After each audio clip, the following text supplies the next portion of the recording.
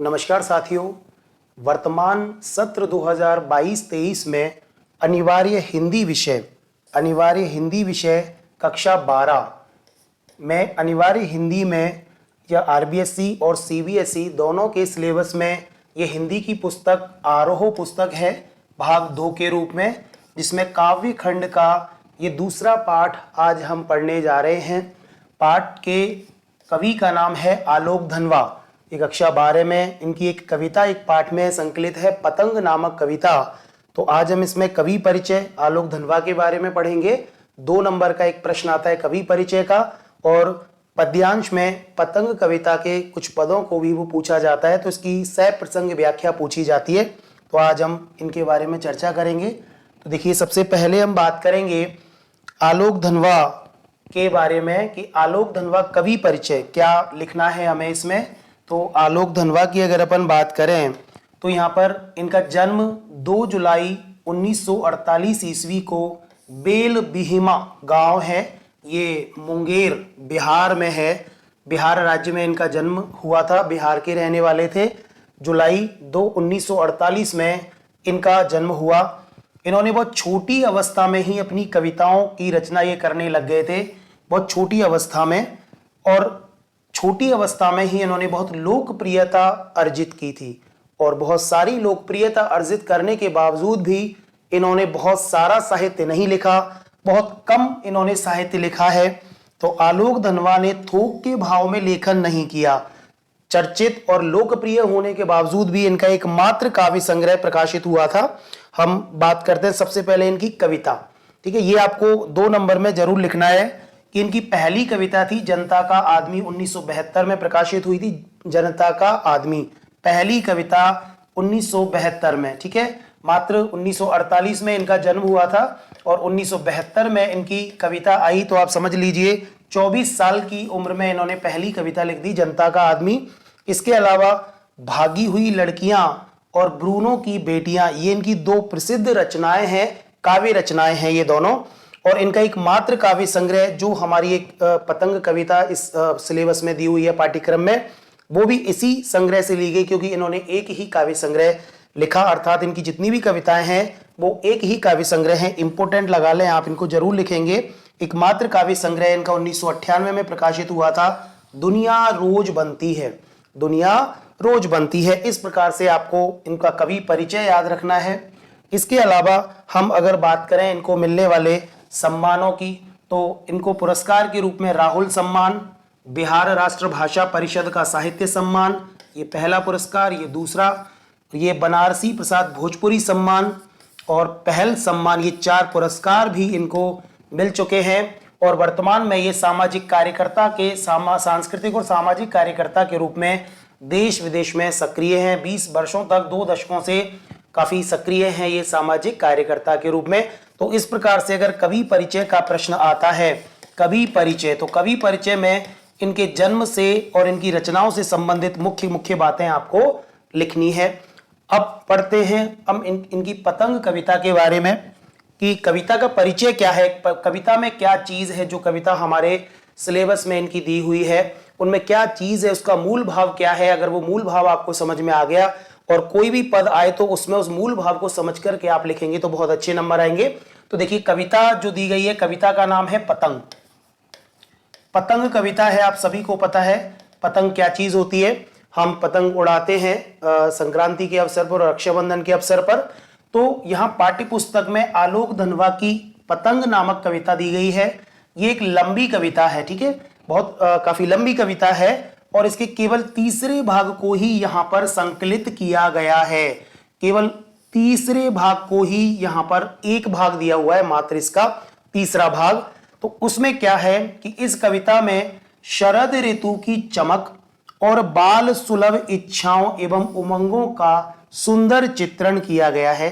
अब आप देखें, कविता का नाम है पतंग। याद रखने की चीजें ये है आपको कि पतंग का जो मौसम इन्होंने यहाँ पे बताया है वो बताया है शरद ऋतु में, यानी कि शरद ऋतु में मौसम इतना साफ हो जाता है कि बारिश नहीं होती। बरसात भादों के महीने के बाद में शरद ऋतु आती है, वहां पर बारिश का मौसम नहीं होता है, आसमान एकदम स्वच्छ चमकीला साफ हो जाता है और आसानी से पतंगे ऊपर आसमान में उड़ने लगती हैं। अच्छी खासी हवा चलती है, ना ज्यादा ना कम।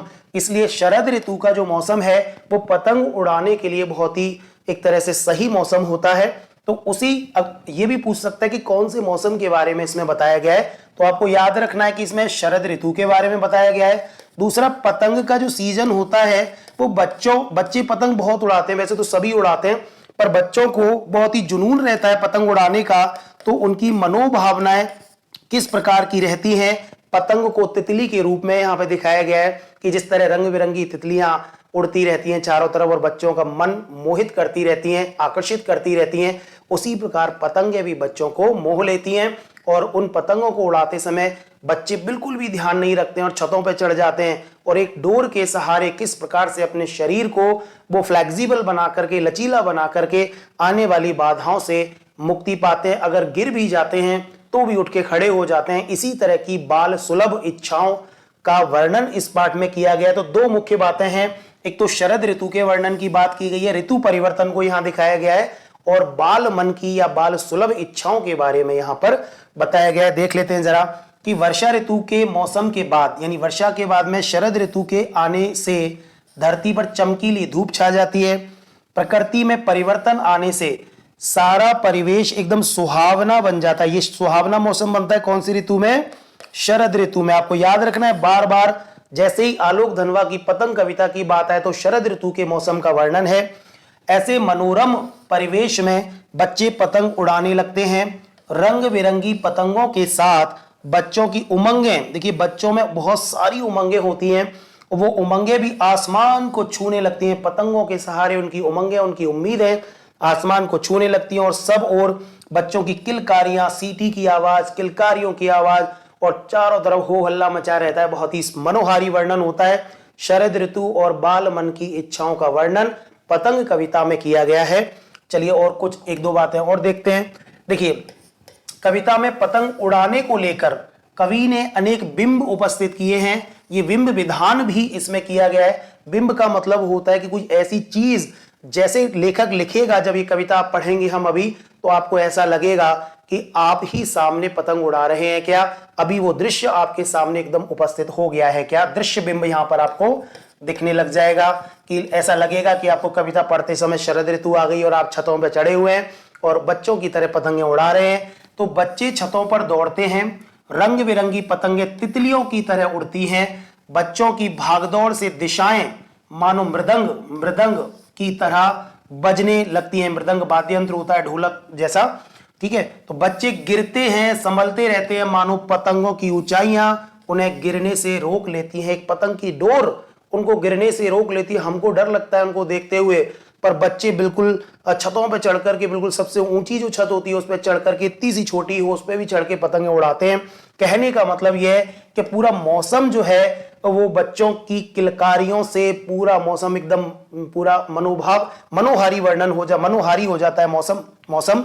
तो इस तरह पतंगबाजी से बच्चों का आत्मविश्वास बढ़ता है। इंपॉर्टेंट बात यह है कि जब बच्चे पतंग उड़ाते हैं तो उनका आत्मविश्वास भी बढ़ता है। गिरते भी हैं, वैसे तो गिरते ही हैं बच्चे पतंग उड़ाते समय, तो संभल जाते हैं, उनको बिल्कुल चोट नहीं आती है, तो वो और भी निडर हो जाते हैं। तो आत्मविश्वास बढ़ता है और वे बार बार नई पतंगों को सबसे ऊंचा उड़ाने का हौसला कि किसकी पतंग ऊंची है, इस तरह वो अपनी कल्पनाओं को भी उड़ान देते हैं, मानो स्वयं भी हौसलों की उड़ान भरने लग जाते हैं। तो ये है कविता का मूल भाव। यानी कि यहां पर आपको दो तीन शब्द याद रखने हैं। एक तो आत्मविश्वास, बच्चों में आत्मविश्वास होता है पतंग उड़ाने से, क्योंकि वो खुले आसमान में एकदम भय के माहौल में भय भी बना रहता है कि कहीं गिर ना जाए। और जब भय पर वो विजय पा लेते हैं तो भय पर विजय प्राप्त करने से वो निडर हो जाते हैं। कैसे हो जाते हैं? निडर हो जाते हैं। तो इस तरह उसके हौसलों को एक तरह ऊंचाइयां मिलती हैं, उड़ान मिलती है। ये इस कविता में बताया गया है। इसका पहला जो भाग है, प्रसंग है, इसको हम यहाँ पर पद्यांश को देख लेते हैं, क्या चीज है इसमें। कविता का नाम याद रखना है पतंग, आलोक धनवा।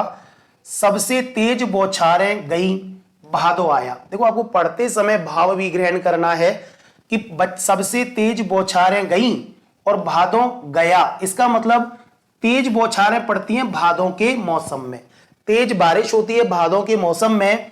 सवेरा हुआ, खरगोश की आंखों जैसा लाल सवेरा, शरद आया पुलों को पार, यानी कि भादों के महीना जाते ही, भादों का मौसम जाते ही शरद ऋतु का आगमन होने लग जाता है। ये चीज प्राकृतिक परिवर्तन, आपको यहां पर एक ध्यान रखना है, यहां पर आपको प्राकृतिक परिवर्तन की यहां पर बात की है कि प्रकृति तो पल पल बदलती है, प्रकृति में परिवर्तन होता रहता है। भादों के जाने के बाद शरद आता है। खरगोश की आंखों वाला जैसा लाल लाल सवेरा इसलिए कहा गया है क्योंकि जिस प्रकार से खरगोश की आंख एकदम कोमल लाल रंग की दिखती है, उसी प्रकार जब शरद के मौसम में जो उजाला होता है तो बहुत एकदम लाल कलर का उजाला, उसमें आंधी अंदर अंधेरा इस तरह नहीं रहता। अपनी नई चमकीली साइकिल तेज चलाते हुए, घंटी बजाते हुए, जोर जोर से चमकीले इशारों से बुलाते हुए, पतंग उड़ाने वाले बच्चों के झुंड को चमकीले इशारों से बुलाते हुए और आकाश को इतना मुलायम बनाते हुए कि पतंग ऊपर उठ सके। कहने का मतलब सिर्फ यहां पर प्रकृति के परिवर्तन की यहां पर बात की गई है। इस पहली पंक्ति में प्रकृति की मनोरम, प्राकृतिक परिवर्तन और प्रकृति के मनोरम दृश्य का वर्णन, प्रकृति के मनोरम दृश्य का वर्णन है। और आपको याद रखना है कि प्रकृति के मनोरम दृश्य का वर्णन कौन सी ऋतु का है, यह है शरद ऋतु का, यहां पर वर्णन किया गया है। इसके अलावा शरद ऋतु का वर्णन हो गया और भादों का महीना चला जाता है, तो भादों के जाने के बाद शरद ऋतु के आगमन का यहां पर संदेश दिया है कि आगमन, शरद ऋतु जब आती है तो मौसम एकदम साफ हो जाता है, चमकीला हो जाता है और बच्चे एकदम उस मौसम को देख करके पतंग ले लेकर के छतों पर चढ़ जाते हैं, क्योंकि वो मौसम उनको इनवाइट करता है, उनको आकर्षित करता है, बुलाता है कि आ जाओ चलो पतंग उड़ाते हैं। तो इस तरह की एक मूल भाव यहां पर दिखाया गया है। ठीक है, अब देखिए दूसरी पंक्ति में क्या है, दूसरी इस पैरा में क्या है कि दुनिया की सबसे हल्की और रंगीन चीज उड़ सके, दुनिया का सबसे पतला कागज उड़ सके, बांस की सबसे पतली कमानी उड़ सके, कि शुरू हो सके सीटियों, किलकारियों और तितलियों की इतनी नाजुक दुनिया। अब देखिए यहां पर तितलियों की बात यहां पर की गई है। हमें पता ही है कविता का नाम पतंग है, तो आपको जब दो चीज होती है, जैसे ये इस तरह का प्रसंग जब आएगा पद्यांश तो आपसे पूछेगा कि सह प्रसंग व्याख्या, जो प्रश्न कराता है ना, उसमें आपको दो चीजें यहां पे ध्यान रखनी है। वो आपको देगा सह प्रसंग व्याख्या, तो यहां दो चीज हो गई। एक तो आपको प्रसंग लिखना होता है, प्रसंग के भी नंबर होते हैं और व्याख्या के भी यहां पर नंबर होते हैं। लगभग ये 4 या 6 नंबर का प्रश्न भी दे सकता है, तो यहां पर 2 नंबर की तो इसकी प्रसंग होता है और बाकी के 4 नंबर की व्याख्या, नहीं तो 1 और 3। अगर 6 नंबर का देगा तो 2 + 4, 1 नंबर का होगा तो 1 और 4 नंबर का होगा तो 1 और 3 ऐसे आएगा। तो प्रसंग में लिखना है कि यह पद्यांश आलोक धनवा के एकमात्र काव्य संग्रह दुनिया रोज बनती है से लिया गया है और इसमें पतंग को दुनिया की सबसे हल्की चीज बताते हुए उसकी तुलना तितलियों से की गई है, रंग बिरंगी तितलियों से, इतना बताना है। फिर उसके बाद सिंपल चीजें आपको उसमें लिखनी है व्याख्या में कि दुनिया की सबसे, कि कवि ने इस पद्यांश में पतंग को दुनिया की सबसे हल्की और रंगीन चीज बताया है कि वो उड़ सके, और दुनिया का सबसे पतला, क्योंकि पतले कागज की पतंग बनाई जाती है, बिल्कुल बांस की पतली कमानी उसमें लगाई जाती है, और जब पतंगें उड़ती हैं रंग बिरंगी तितलियों की तरह तो बच्चों का मन मोह लेती हैं और बच्चे एक सीटियों और किलकारियों से वातावरण को एकदम गुंजायमान यहां पर कर देते हैं। तो बच्चों के उत्साह यानी पतंग को देखकर आपको ये लिखना है यहां पे कि पतंग को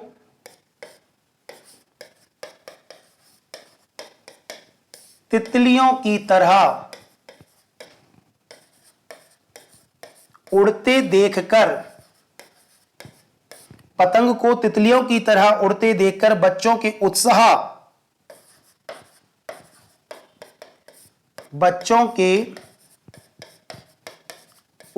व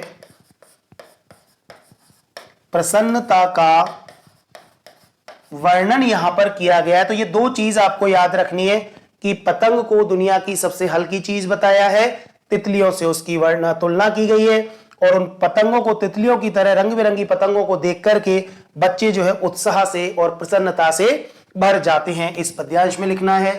तीसरा पद्यांश यहां पर हम पढ़ रहे हैं कि जन्म से ही वे अपने साथ लाते हैं कपास। कौन? बच्चे। जन्म से ही वे कौन? बच्चे। बच्चे जब पैदा होते हैं तो अपने साथ कपास लाते हैं। तो यहां पर एक ये मूल भाव है, कपास का मतलब है, कपास एक बहुत हल्की चीज होती है, तो यहां पर हल्कापन या कहें कि कोमलता, सीधे सीधे शब्दों में हम ये कह सकते हैं कि बच्चे कोमल होते हैं एकदम, कि जन्म से ही वे अपने साथ लाते हैं कपास। पृथ्वी घूमती हुई आती है उनके बेचैन पैरों के पास, जब वे दौड़ते हैं बेसुध, छतों को भी नरम बनाते हुए, दिशाओं को मृदंग की तरह बजाते हुए, जब वे पैंग भरते हुए चले आते हैं डाल की तरह लचीले वेग से अक्सर। अब देखिए इस वाली कविता में बच्चों की कोमलता और लचीलेपन का यहां पर वर्णन किया गया, कि पहली लाइन से ही पता चल रहा है, तो आप यहां पर जरूर लिखेंगे ये बात कि बच्चों की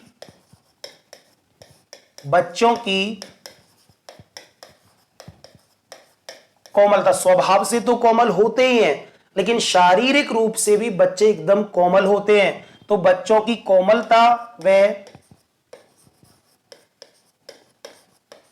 लचीलेपन का वर्णन, तो यहां पर बच्चों की कोमलता और लचीलेपन का वर्णन यहां पर किया गया है। और दूसरी बात यहां पर जो की गई है कि जब वे दौड़ते हैं बेसुध, बेसुध का मतलब होता है कि बच्चों के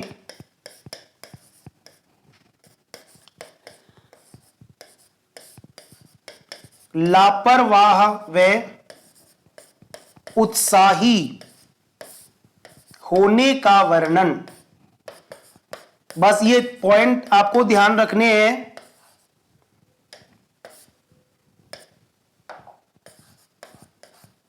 देखिए बच्चों की कोमलता और लचीलेपन का वर्णन है, इसके अलावा बच्चों की लापरवाह होने और उनकी उत्साही होने का इस पद में वर्णन है, कि वे कपास की अपने साथ जन्म से ही कपास लाते हैं, कोमल होते हैं, फ्लेक्सिबल होते हैं, गिर भी जाते हैं, उठ के फिर भाग जाते हैं, है ना। बचपन में आपने देखा होगा कई बार बच्चे गिरते पड़ते हैं, बड़े गिर जाए तो हड्डियां टूट जाए, लेकिन बच्चे एकदम कोमल होते हैं क्योंकि वो कपास बचपन से लाते हैं। कवि का कहने का मतलब ये नहीं कि बच्चे कपास लाते हैं, आपको मूल भाव पकड़ना है कि बच्चे एक तरह से मन से तो कोमल होते ही है, लेकिन शारीरिक रूप से भी उनकी बनावट इतनी कोमल होती है कि गिरने के बावजूद भी नहीं लगता है, उनके लगती नहीं है। पृथ्वी घूमती हुई आती है उनके बेचैन पैरों के पास। ये देखिए कि बच्चे खुद ब खुद मतलब गिर भी जाते हैं तो ऐसा लगता है कि ईश्वर उनको बचाता है। वो पृथ्वी घूम घूम करके उनके पैरों के नीचे, क्योंकि छतों पे जब पतंग उड़ाते हैं इधर उधर भागते हैं, पता नहीं जाने कैसे वो बच जाते हैं इधर उधर, बिल्कुल इतनी छोटी सी जगह में से पतंग उड़ाते हैं, तो ऐसा लगता है जैसे पृथ्वी खुद ही उनके पैरों के नीचे चल के आ रही हो ताकि वो उन्हें बचाना चाहती हो। और जब वे बेसुध होकर दौड़ते हैं, छतों को नरम, बिल्कुल पता ही नहीं, इतनी खुरदरी छत भी उनको बहुत नरम लगने लग जाती है। और जब वो इधर उधर भागते हैं तो उनके पैरों की आवाज से चारों तरफ जो दिशा है वो मृदंग ऐसे बजते हैं, इस तरह आवाज करने लगती है। और जब वो पैंग भरते हैं, पैंग भरने का मतलब झूले की तरह इस तरह झूलते हैं, झूलते हुए चले जाते हैं, डाल की तरह लचीले वेग से अक्सर इधर उधर भागते दौड़ते हुए बच्चे दिखाए गए। कहने का मतलब बच्चों की बाल सुलभ इच्छाओं का वर्णन यहां पर किया गया है। अब बात करते हैं हम चौथे पद में कि छतों के खतरनाक किनारों तक उस समय गिरने से बचाता है उन्हें सिर्फ उनके ही रोमांचित शरीर का संगीत। इंपॉर्टेंट लाइन है कि छतों के खतरनाक किनारों तक उस समय गिरने से बचाता है उन्हें सिर्फ उनके ही रोमांचित शरीर का संगीत। पतंगों की धड़कती ऊंचाइयां उन्हें थाम लेती हैं महज एक धागे के सहारे। पतंगों के साथ साथ वे भी उड़ रहे हैं अपने रंध्रों के सहारे। अब देखिए यहां पर इस चौथे पद में बच्चे पतंग उड़ा रहे हैं, खतरनाक कोनों यानी कि छत के ऐसे कोनों तक वो पहुंच जाते हैं, छतों के खतरनाक किनारों तक वो पहुंच जाते हैं।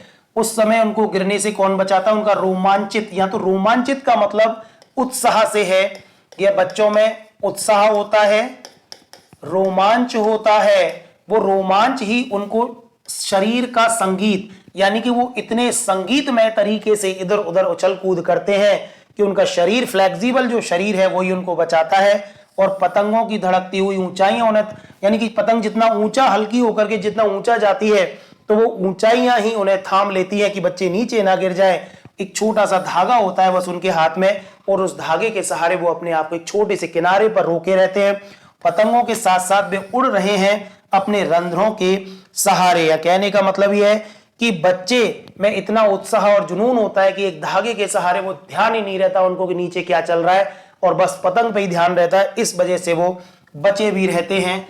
अब देखिए अगली पंक्ति में कि अगर वे कभी गिरते हैं छतों के खतरनाक किनारों से, ऐसा नहीं है कि हमेशा पृथ्वी उनको बचाती रहती है, जब बच्चे ज्यादा लापरवाह हो जाते हैं तो गिर भी जाते हैं, पर अगर वे कभी गिरते हैं छतों के खतरनाक किनारों से और बच जाते हैं, तब तो और भी निडर होकर सुनहले सूरज के सामने आते हैं। पृथ्वी और भी तेज घूमती हुई आती है उनके बेचैन पैरों के पास। क्या मैसेज दे रहा है ये कि देखिए यहां पर निडर होना, बच्चे जब अगर गिर जाते हैं, खतरनाक किनारों से गिर के बच गए, तो समझो वो इतने निडर हो जाते हैं कि अब उनको किसी भी चीज की परवाह नहीं रहती। तो इस पहले पद में बच्चों के उत्साह और खतरों से बचने के बाद उनकी निडरता का वर्णन किया गया है। आप यहां पर लिखें कि बच्चों के उत्साह, एक सेकंड बेटा, बच्चों के उत्साह व खतरों से बचने के बाद, बच्चों के उत्साह